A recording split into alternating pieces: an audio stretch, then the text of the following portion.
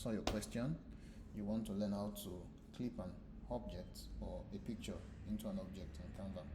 So let's get right to it. I've created a second page with a dark background, and my reason for that is because I want to be able to see the changes as I make them as I work. So first we'll go to element.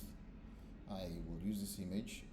If you're looking for this exact image on the pro plan, it's called Amazed African Man Holding Hands Behind Head. If you type this in your search, you will see it. So I'll just bring this in so we don't waste time. Then I'm going to be using this, but I'll show you how to get this, which is rectangle diagonal block. And how to get that is when you come to element, click in the search, go to frames, then just type that word, diagonal rectangle, enter, and this is it here. It could be any of these other shapes. What I'm going to be showing you is just a principle to guide you. You can do it for the shape we're going to be using, which is this, or any other one. So first we're going to hold on to Alt or Option on our keyboard. Let me move this away. Move this frame away, sorry, excuse me. I'm going to move this away, bring it back to our view, and I'm going to hold my Alt or Option key if you're on the Mac, and as I'm doing that with Shift, it's going to crop on both ends for me. But when I'm going to do the top, I will not do any Alt or Shift, so I just crop enough to the area that I want to see. So next would be to remove the background, which is to click background remover. I'll duplicate this guy and keep one of him away from here. Please make sure not to keep him completely out, because if you do that you won't find him again. Just keep some part of him showing. Then bring this back up here, and as I drag this image around here, can you see it snaps in immediately by itself. So I'm going to try to change the background color maybe to orange,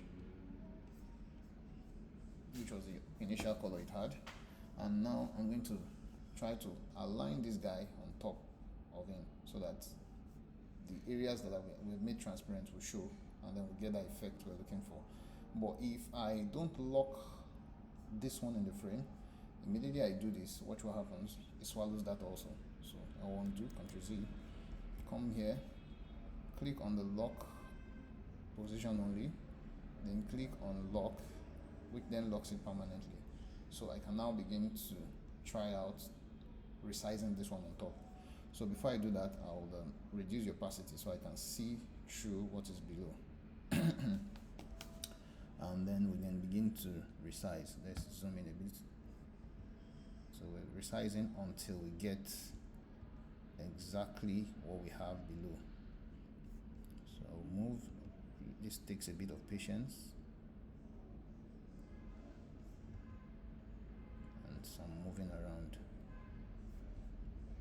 You need to make sure that there's nothing looking shaky. If it's still looking shaky, then we're not there yet. It looks like we're there now, but if you look exactly, now we've gotten it.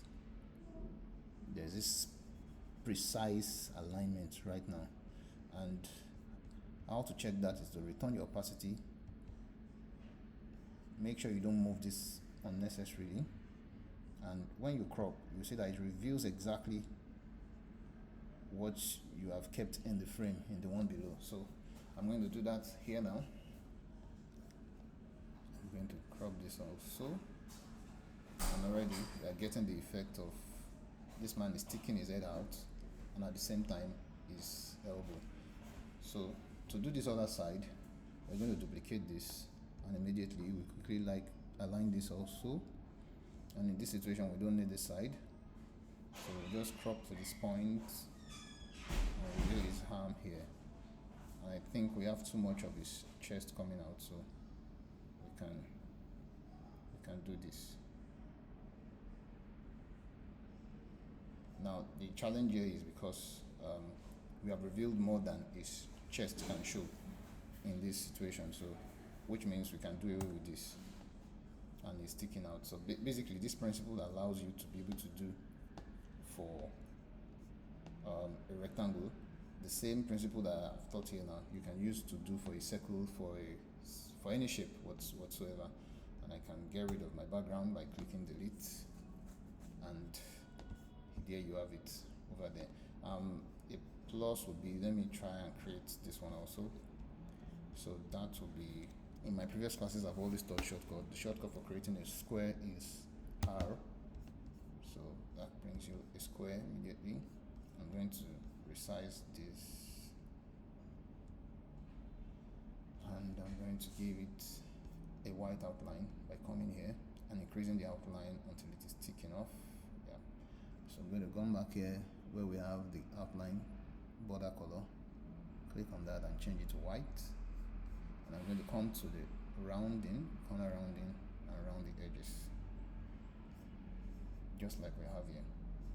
And in this case, I think I want to match the color of the shirt. So what I'll do is I'll go back to that border color, come here, click on the color picker, and take colors very close to the edge of my box so that it gives that overlapping feel. And there you have it. If we put a color behind now, you'll see like what they have here. If we put, let's say, a sort of an off-white color, you can see that effect already. So that's how you clip an object in Canva.